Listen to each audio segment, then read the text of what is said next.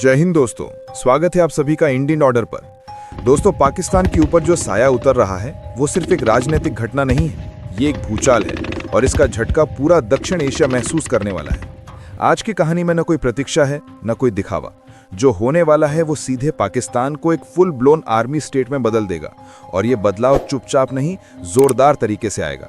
लेकिन असली डर ये नहीं है कि आर्मी सत्ता ले रही है, असली डर ये है कि ये सब तय हो चुका है, फैसला लिया जा चुका है और पाकिस्तान की सिविलियन सरकार अब सिर्फ एक मोहर बनने जा रही है। शुरुआत होती है एक धक्के से। 27th अमेंडमेंट, एक ऐसा संशोधन जिसने पूरे पाकिस्तान की लोकतांत्रिक रीढ़ तोड़ दी है और यहीं से खेल बदलता है। शहबाज शरीफ ने यह कदम क्यों उठाया? इसका जवाब सरल है, डर। इमरान खान के साथ क्या हुआ दुनिया ने देखा। आज शहबाज को साफ पता है कि वो खुद इस खेल में एक मोहरा बन चुके हैं और मोहरे को दो रास्ते मिलते हैं, या तो गिर जाए या किसी और की ढाल बन जाए। पाकिस्तान की सियासत अब सिर्फ एक स्टेज है और इस स्टेज पर आर्मी ने लाइट, कैमरा और पूरा स्क्रिप्ट अपने हाथ में ले लिया है।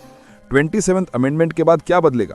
सब कुछ। न्यायपालिका, अर्थव्यवस्था, चुनाव, रक्षा, हर सेक्टर में आर्मी का कब्जा वैधानिक रूप से स्थापित हो जाएगा। सबसे बड़ा बदलाव आता है सुप्रीम कोर्ट पर। अब जजेस की नियुक्ति आर्मी का पैनल करेगा। जो जज आर्मी के खिलाफ फैसला दे सकते हैं उनका नाम कभी सूची तक में नहीं आएगा। इसका मतलब है स्वतंत्र न्यायपालिका का अंत। मगर यह कहानी यहां खत्म नहीं होती। 5% जीडीपी अब सीधा आर्मी के पास जाएगा। नाम दिया गया है डिफेंस मॉडर्नाइजेशन फंड। असल में यह फंड पाकिस्तान को एक और हथियारबाजी दौड़ में धकेलने वाला रास्ता है। नए ड्रोन, नए मिसाइल, नए टैंक, ये सब एक ऐसे देश में होगा जिसकी अर्थव्यवस्था पहले ही आईसीयू में पड़ी है।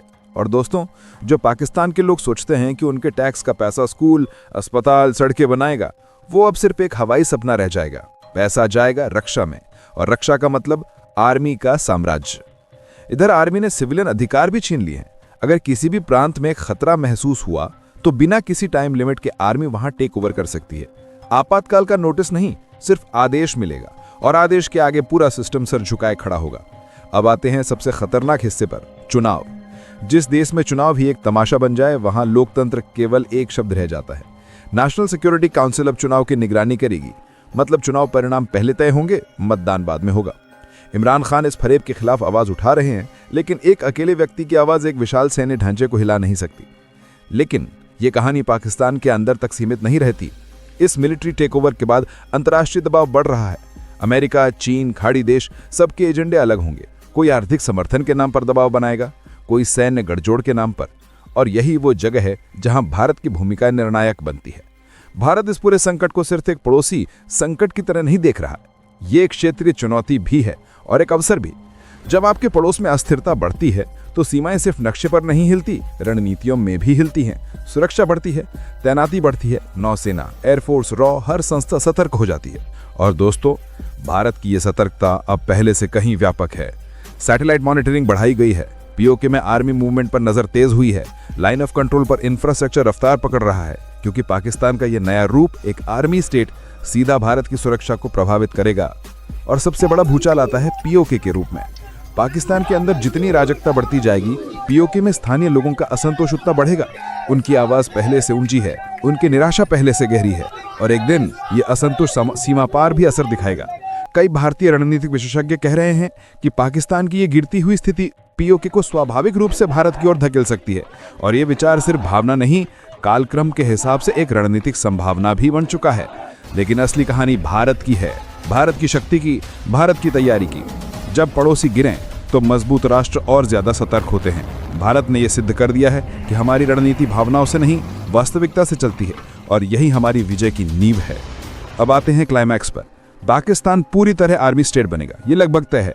लेकिन भारत पूरे क्षेत्र में स्थिरता का स्तंभ बन चुका है। भारत की कूटनीति, भारत की सेना, भारत की आर्थिक शक्ति, सब मिलकर इस क्षेत्र में संतुलन का केंद्र बन चुके हैं। भू राजनीतिक वायु अब भारत की दिशा में बह रही है और दक्षिण एशिया की अगली कहानी भारतीय नेतृत्व के बिना आगे नहीं बढ़ सकती। यही क्षण भारत की शक्ति दिखाता है। जहां एक राष्ट्र ढह रहा है, वहीं दूसरा राष्ट्र वैश्विक केंद्र बन रहा है। भारत की यह चढ़ाई केवल संयोग नहीं, ये तैयारी, धैर्य और संकल्प का परिणाम है। और जब पड़ोस की दीवारें हिलती हैं तो घर मजबूत खड़ा होना चाहिए। भारत मजबूत खड़ा है और दुनिया इसे स्वीकार कर रही है। दोस्तों, कहानी यहीं खत्म नहीं होती। ये आने वाले महीनों में और बड़े मोड़ लेने वाली है। पाकिस्तान का भविष्य गहरे अंधेरे में है, लेकिन भारत का रास्ता उजाले की ओर बढ़ता जा रहा है। और दोस्तों ये थी आज की बड़ी खबर जो काफ़ी रिसर्च और मेहनत के बाद हमने आपके सामने रखी है। तो अगर आप हमारी मेहनत को सपोर्ट करना चाहो तो वीडियो को लाइक और चैनल को सब्सक्राइब करके अपने दोस्तों से शेयर कर दें ताकि उन्हें भी ये जानकारी मिल सके। जय हिंद।